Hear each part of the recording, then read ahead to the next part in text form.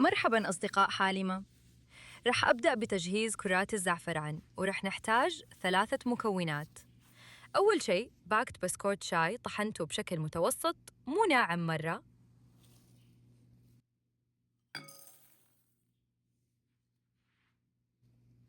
هنا أضفت ملعقة صغيرة زعفران مطحون مع ملعقتين كبار ماء، وممكن تستخدمون خيوط الزعفران بدل البودرة.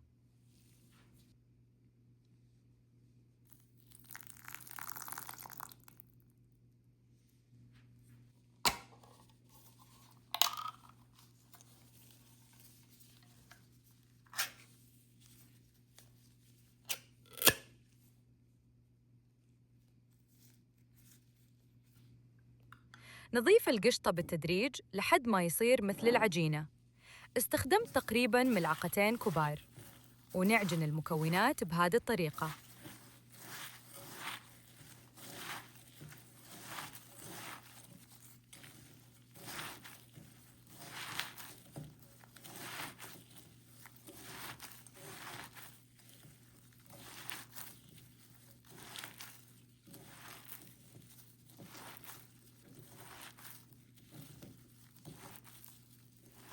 استخدمت جوز هند وحمصته، وممكن تستخدمونه بدون تحميص عشان نغطي فيه الكرات، ونبدأ نكور جزء من العجينة بالحجم اللي تشوفونه مناسب.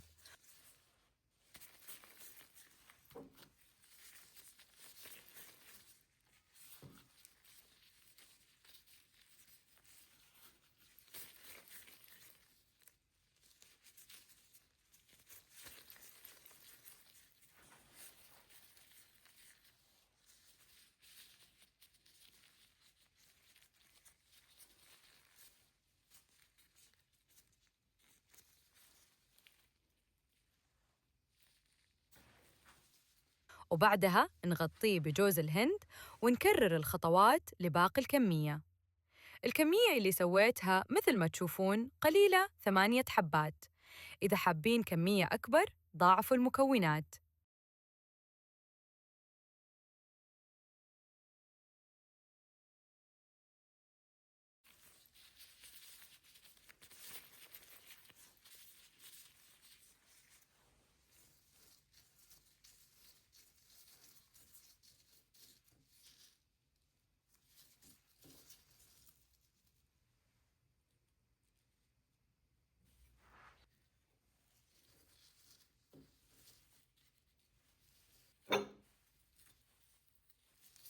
شوفوا شكلها كيف صار.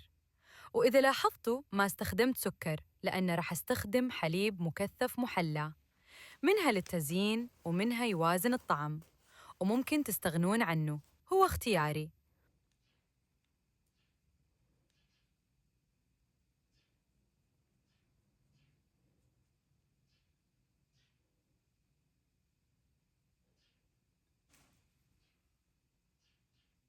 ورح أتركها في الثلاجة. والحين نجهز لذ مشروب شتوي وهو الكرك. أضفت ملعقتين كبار سكر وكوبين ماء.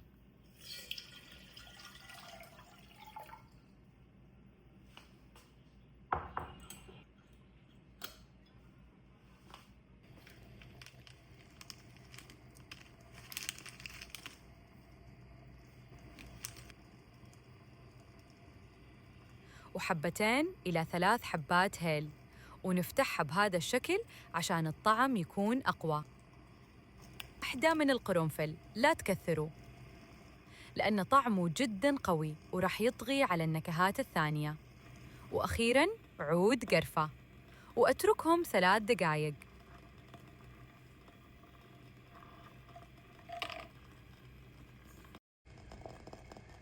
وبعدها أضيف 3 أكياس شاي ونتركهم دقيقتين.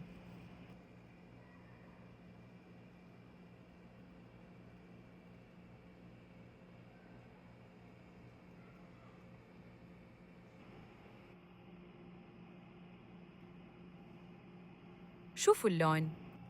هنا أضفت حليب مبخر 90 ملي.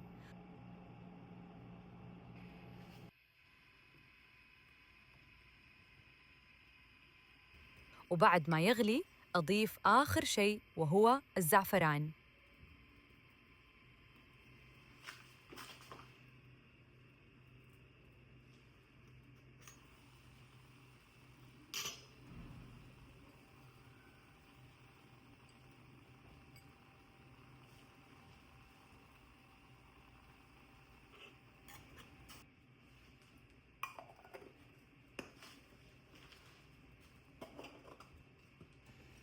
وبكذا يكون الكرك جاهز.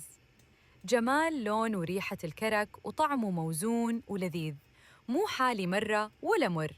لازم تجربون هذه الطريقة وتكتبون لي رأيكم فيه.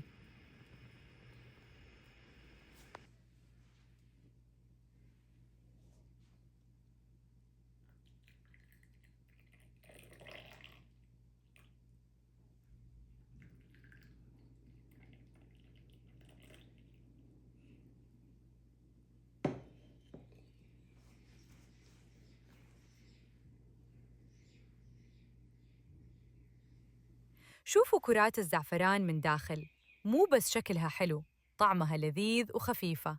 وتأخذون راحتكم في الأكل لأن بدون سكر. ومحبين الزعفران، جربوها مرة سهلة وسريعة. أتمنى استمتعتوا معاي. لا تنسوا تشتركوا في قناتي وتدعموني. مع السلامة.